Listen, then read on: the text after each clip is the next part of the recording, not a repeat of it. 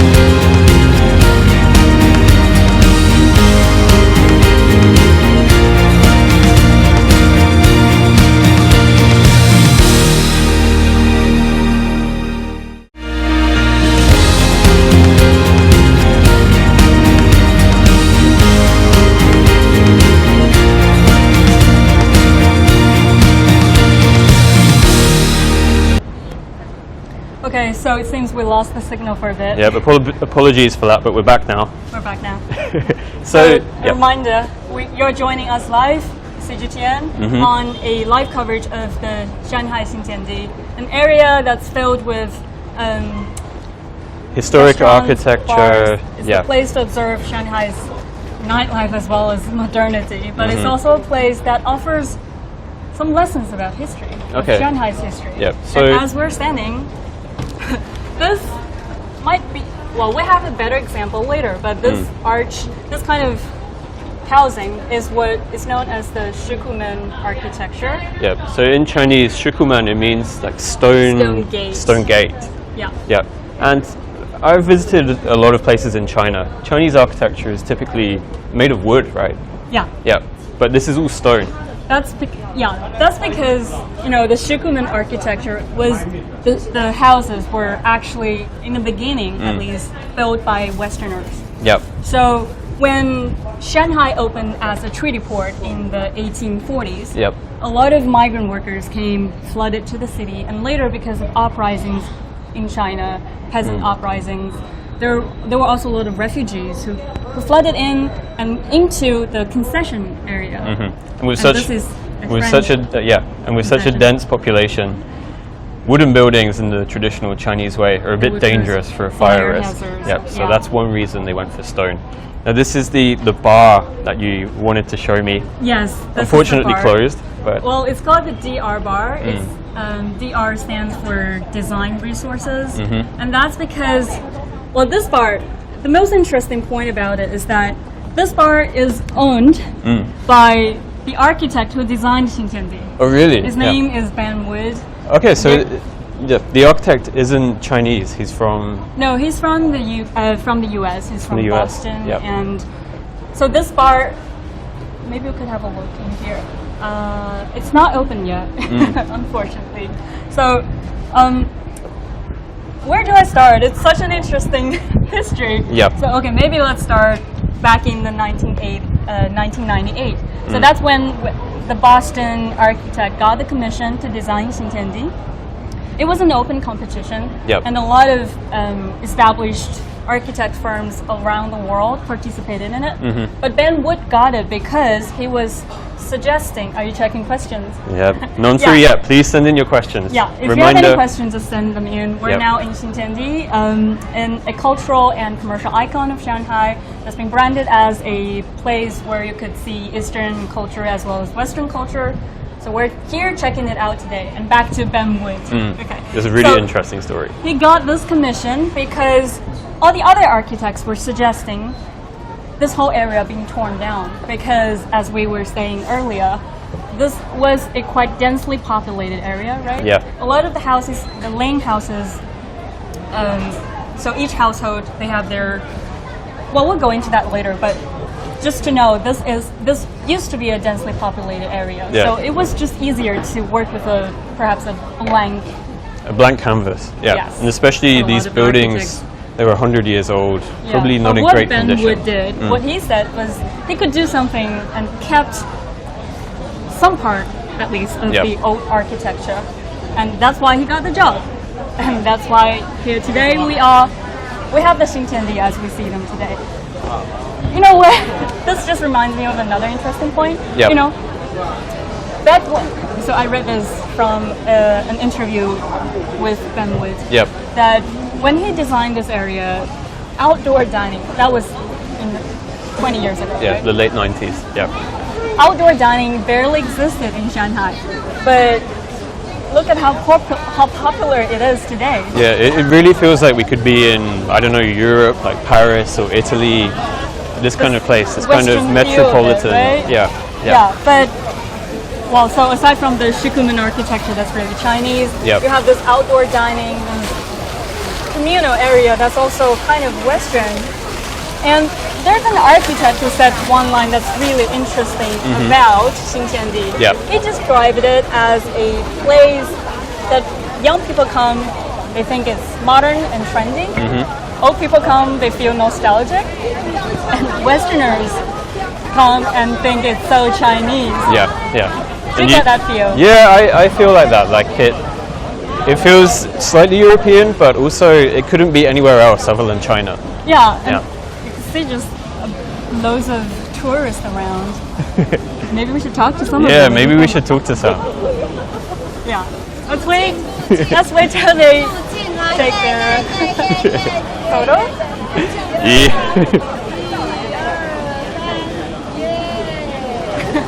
我来一个。好，来。Okay, we're just photo boom. 2, 3. Yay! Okay, I've got questions to ask. 哎，你好，谢谢你们。我们是央视英语频道的记者，都是我同事。哎，你好。就是想问一下，你们是来这边看什么 ？So what are you here to 我们 to 是 see? 来玩的。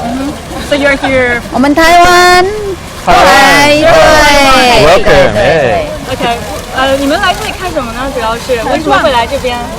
吃大闸蟹，吃大闸蟹，看这里的，对，来看这边的风景，文化。OK，so she said she's here to see the 是看建筑吗？建筑，对，旧的建筑物。对。你们听过关于新天地什么东西吗？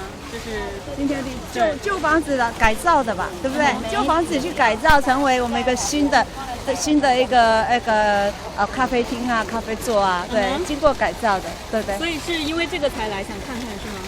是啊，对，因为是蛮新的一个景点。对，谢谢。对。So they've heard that Xintiandi is an area that was renovated, that turned all these old buildings into a new and modern area filled with bars and cafes. So they actually came to see the architecture. Yeah. So this is actually what it's famous for, right? Yeah. And so it's also got an international reputation, I guess, because walking around, we actually you could see some foreign guests over there as well. Yeah. It's like a mingle. Let's try and talk to some more people. Yeah. Yep. And some Who should we grab? stylish youngsters as well. Let's try to talk to them. Yep, let's go. 你好，打扰一下，我是央视英语频道的记者，然后我们现在就是在转一下新天地。我们现在在做一个直播，就是可能全球的观众都在看，就是带他们看一下新天地。Do you speak English? Chinese? 中文也可以。OK。那您是来这边是喜欢新天地吗？经常来吗？然后我们今天是特地过来拍照的。So they're here especially today for taking photos. Oh, really? Yeah. 是拍什么样子的照片 ？What kind of photos? 生活照吧。是用来干嘛？就是觉得喜欢乐趣。兴趣爱好是喜欢这里吗 ？Do you like it here? Or 挺喜欢的。喜欢什么呢 ？What do you like about it? 我觉得这边的美食呀，还有这边的建筑风格都很喜欢。Okay, so what they like is the architecture style. And the gourmet, the delicious food. Cool. So had she heard of Xintiandi before? Like, is it a famous place for her? 您之前听过新天地吗？就是这边是很有名吗？这边很有名，而且很多外地游客，然后外国人都来这边。我是在这边待了很多年了。So she's 您是上海人吗？还是说只是在这边住了很久？住了很多年。So she's been in Shanghai for a very long time, and so this place attracts, according to her, not only locals but also like foreigners and visitors from outside of Shanghai. And does she know anything about CIIE? Has she heard of it? Is she excited about it? 因为我们这个直播其实是因为马上要开始的进博会，会有很多外国游客啊，很多国际友人来到上海，所以我们带他们看上海，走进上海这样的一个直播。就是您听说过进博会吗？我听过，但是了解不是很多。Yeah, she's heard about CIIE. Oh, great. But she doesn't know a lot about it. Yeah. So what foreign products does she like to buy? Like, what would she like to see more of in China? 就是你平时会买一些国际产品吗？就有没有就哪些会买的比较多？在中国，护肤品吧。Cosmetics, of course. Yeah. All right. It's very popular. Yeah, exactly. 谢谢你。谢谢，拜拜。拜拜。So we've spoken to some older people, some younger people. It's a really trendy place to come for people of all ages. So okay, before we go further about that, I just want to recap what she said. Oh yeah, because please. It's interesting you mentioned about the CIE and indeed that youngsters they have this habit of shopping international products. Yep. Right, and CIE is an event that is organized so the purpose is to show the world as well that China is willing to share its opportunities, to share the development of the market and opening up further. Yeah. Yep. So, And just a quick reminder, you're watching us live on CGTN. We are in Shanghai Xintiandi. Yeah. If you do have any questions about Xintiandi, about Shanghai, about CIIE, anything, please send them in, please ask us. Yeah, we're in this area that's a two-block neighborhood that's filled with restaurants, bars, cafes, and live boutiques. But all of them are housed in historical buildings, so that's actually why a lot of people come here, and that's what they're here to see. Yeah, exactly. What do you feel as a foreigner? And you just came to Shanghai about 2 days ago, right? Yeah, I've been here for 2 days. Been walking around here for the past few days. I really like the feel of the place actually. Like, other shopping areas in other cities can be very jam-packed, maybe a little bit too commercial. McDonald's, KFC, whatever. Yeah, like shopping malls, right? Yeah, we don't have that here. Like, it's very airy. I really like the trees and the historical architecture. Yeah, you can see like a mingling of young people, old people. Should we try and grab some more friends to interview? Yeah, why not? Yeah. Hey, ni hao. No, a bit shy, a bit busy shopping maybe. True. Yeah. Shall we talk to people who are eating here? Yeah. Excuse me, we are reporters from China Global Television. Sorry to disturb you. Yeah, sorry, but we're like doing this live stream for our international audience, showing them part of Shanghai. Yeah. Xintiandi is quite like a famous area for sure. Yeah. So, do you come here often, or do you live in Shanghai, or are you just visiting? From Brazil. From Brazil. Oh, welcome. So fast. Can you pass the mic? Sure. Yeah. So, why did you come to Xintiandi today? Why this place? What have you heard about it? About The desire? where about Shanghai. Okay. Shanghai is a beautiful city. Yeah. Okay. I feel very nice here. For me, was a big surprise because it's a cosmopolitan city. Yeah. Very nice. I'm so happy to stay here. What are you here for? Where are you from? Why did you come here for a tour? Beijing, Xi'an, and Guangzhou. Oh, so you're traveling across some of the Chinese cities, Beijing, Shanghai. Yes. Okay. So how do you like Shanghai so far? Yes, so far, but it's beautiful. Have you heard? So where and how did you hear about Xintiandi? Sorry, I did not understand. Have you heard about Xintiandi? So why did So you come this here? area. This area is very nice. I feel in São Paulo, in Brazil. It's like São Paulo, like Oscar Freire Street in São Paulo. Do you In know? what way? In Oscar what way? Freire is a very famous square in São Paulo. Feel fashion clothes, fashion furniture, decoration. So for me, this place is the same. It's the same. I would love to feel visit. very Sao good Paulo here. sounds really nice. Yeah. Thank you very much. I hope you thank you. enjoy your Welcome. stay in Shanghai. Yeah. Thank Thank you so you. much, guys. Thank you. Enjoy the rest of your time. Thank you. So it's interesting that they mention it reminds them of São Paulo. Yeah. And because of the square, the fashion stores. Yeah. So as we were saying, this square, the design of it was a risky move as well because outdoor dining wasn't popular in China. Yeah. But so you can see this acceptance of international or Western lifestyle. Yeah, exactly. So in 1998, it would have been very difficult to predict the future of where Shanghai was heading, where different lifestyle patterns would go. But people in Shanghai and across China have really adopted, some elements of the Western lifestyle. They're also forging their own new Chinese style lifestyle. Yeah. And this is the place which really shows that off. I would love to share my experience living in Shanghai. Yeah, But please. but before that, just a reminder for those of you who just tuned in, this is a live stream of Shanghai Xintiandi, a must-check spot for visitors coming to Shanghai. And my colleague here is checking whether you have any questions. If you do, send them in. Hey, we do have a question actually. Okay, let's take it. Right. Is there any special local food in Xintiandi that we could recommend?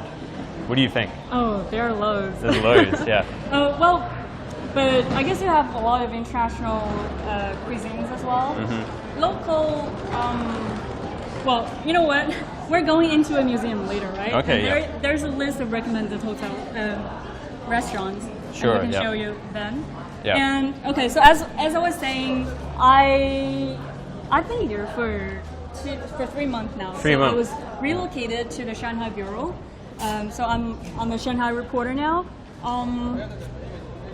And you know, being here for 3 months is obviously been quite busy. Yep. Because Shanghai has so much. We're gonna stop here for a moment. Shanghai has so much to offer. So much going on. So you know, since June, I have been reporting on the International Film Festival, the Arts Festival, and You've been even a very busy lady. Yeah. Yes, I have. And the tech sphere as well. So not long ago, there was a artificial intelligence World AI conference here. And as we speak, over 30 world's top scientists are taking part in a forum in Shanghai. Some Nobel Prize winners, right? 26 Nobel laureates. Yep. And they're here because they're invited, of course, but Shanghai, especially in the Lingang area, they're building a scientific community, especially for these top scientists. So you can see Shanghai is also building itself into a technology and innovation hub that's going to have some international influence. Yeah, and this really shows the transformation of Shanghai. So maybe it used to be pretty industrial a few decades ago, but now it's all about technology. You know, well, Shanghai's had a history for being modern, for embracing the newest ideas. Yep, and that relates to the CIIE, which is coming next week. The China International Import Expo, which is happening in, you can see the sign here, the poster, which is happening in 4 days' time. It's going to kick off on the 5th of November, last for until the 10th of November. Yep. And the CIIE, once again, it's a commitment that China is showing the world that it's willing to share its market opportunities, its development opportunities with the world. Yep. And prior to this event, just days ago, about 30, I think, or the exact number I don't recall now, but global CEOs have gathered in Shanghai for a meeting with the mayor. So they were giving advice for Shanghai to continue to open up, how to build it into a city with more international influence.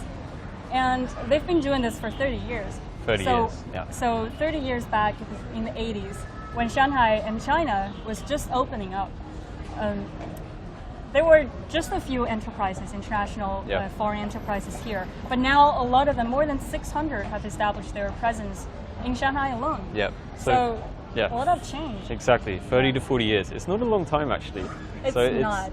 I can't even imagine what Shanghai will look like in 20, 30, 40 years' time It's from now. definitely a fast-changing city. Yep. And so, speaking of change, we have to talk about history as well. Yep. You know? It's time to change step. is based on past developments. Yep. And how, as we were talking earlier, actually, the architect who designed Xintiandi got this project because he was able to preserve some parts of Shanghai's history, which is where we are at now. This is a museum, and it's a recreation of the old architecture style known as the Shikumen structures that's dominated Shanghai housing for about a century. So from the middle of the 19th century till after the Second World War. Yep. Shall we go in? Yep, let's and go show in. our audience. Let's take a It's a step. great example of Shanghai being a place where the east meets the west. Exactly. Yep. And you Ladies have the first. stone gate. Yep. Thank you. Yep. So this is like a little courtyard, which is coming in. This is a courtyard, and as we were saying, that the shikumen structures, they combine Western style and Eastern style. The courtyard is a very typical Chinese element. Yeah. And here I guess this is the living room. It says here the sitting room. But sitting room. Yeah. And it's sitting. The way Chinese sit, it doesn't look very comfortable. Yeah, it doesn't look comfortable. I prefer a nice leather sofa. Yeah, but that's like one major difference. So in the West, you have in the East we have this kind of chair where you sit uptight. Yeah. And in the West, in the UK, in the West, you'd have something different. But that just shows, like, from outside, this could look like a Western terraced block of apartments, of houses. the But stone gaze leads you exactly. into an unexpected world. Yep. A very densely populated. Yeah, but as soon as you walk in the housing. door, this is instantly Chinese.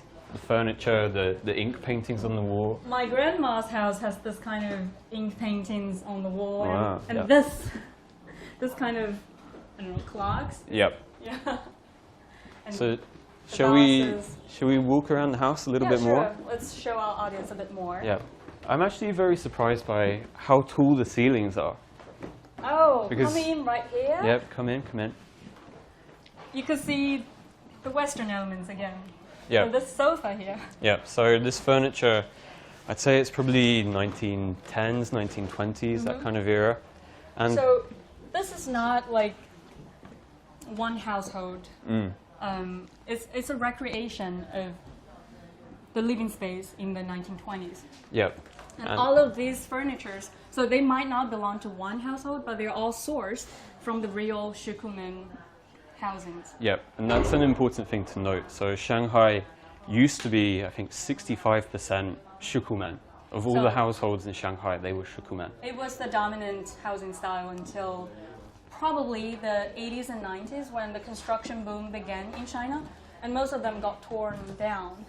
Yeah, so you're looking Some right now at calligraphy a stuff here, yeah? yeah, really nice desk. So even 100 years ago or so, Shanghai residents were very, they like to buy good quality stuff I think from inside There's China. definitely some Western influence there. Yeah, right? yeah. So, the calligraphy, it's Chinese, but you also have the typewriter and the lamp. And the lamp and the photo which frame. look- Yeah.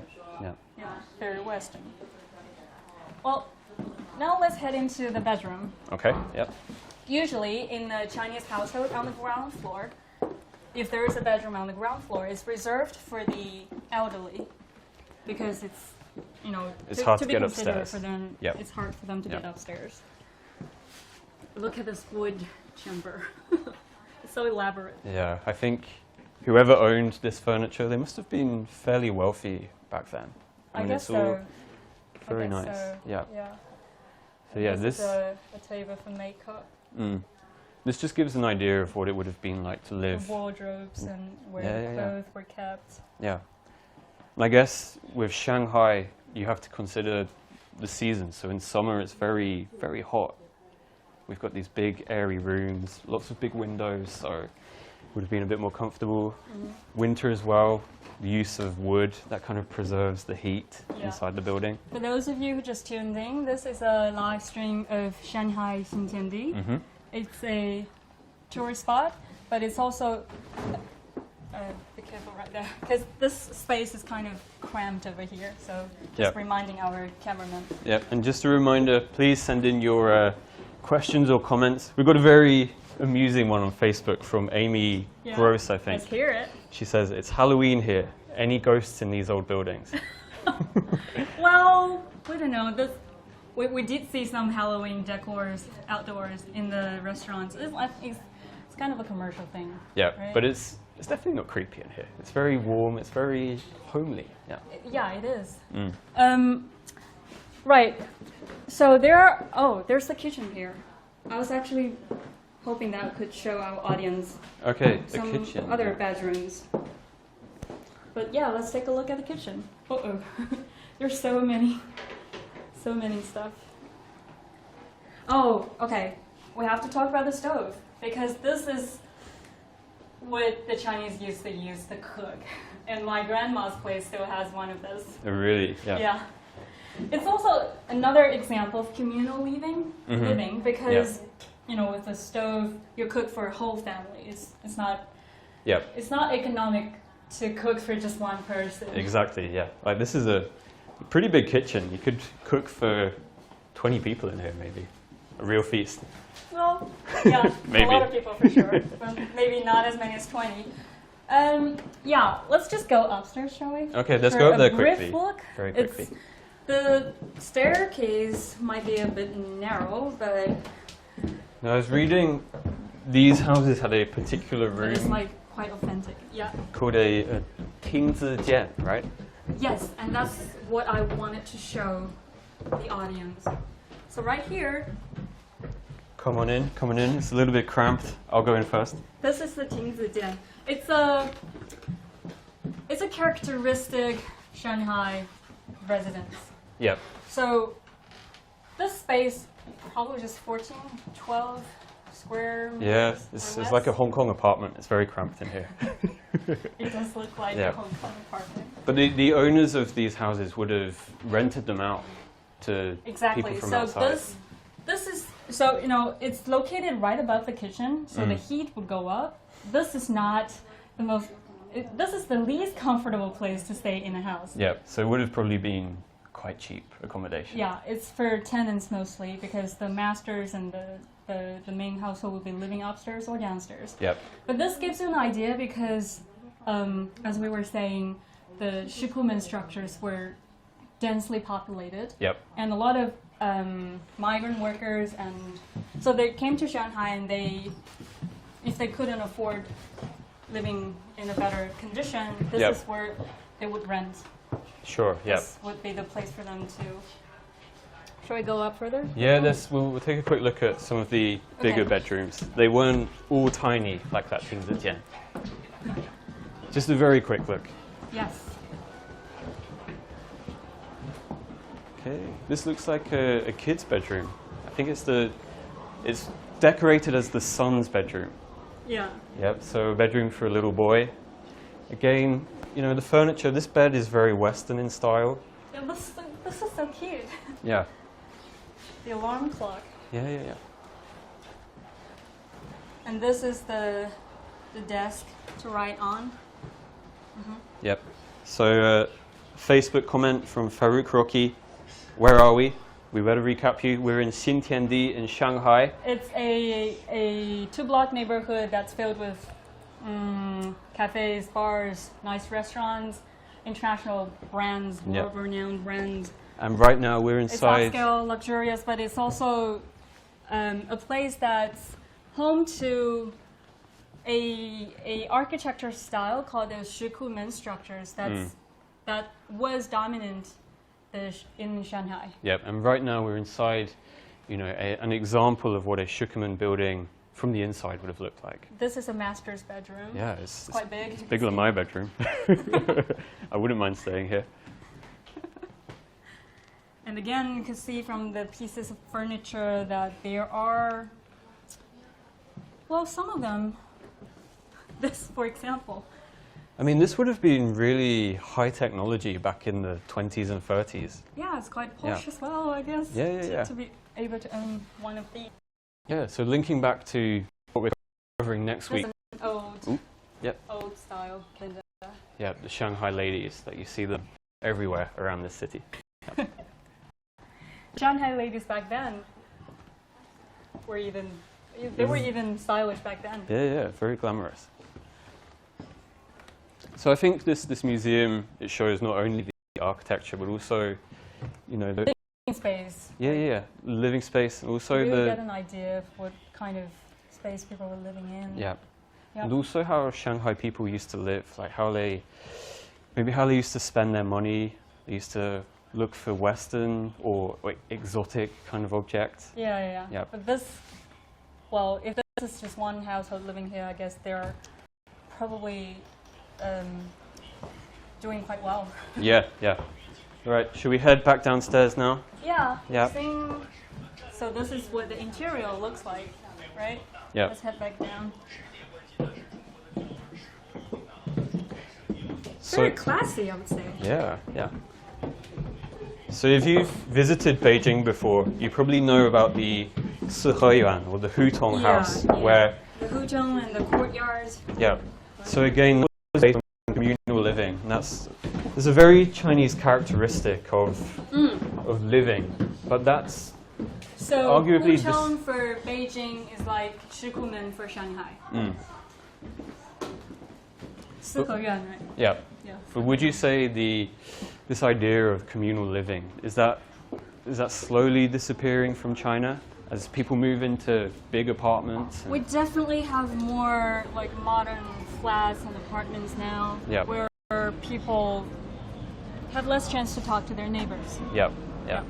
So, well, this is a museum of the Shikumen housing. Yeah. Well worth a visit. I mean, you can come here, get a coffee, some lunch, take a look at the history. So if you're interested in history, this is definitely a spot to check out. Yeah.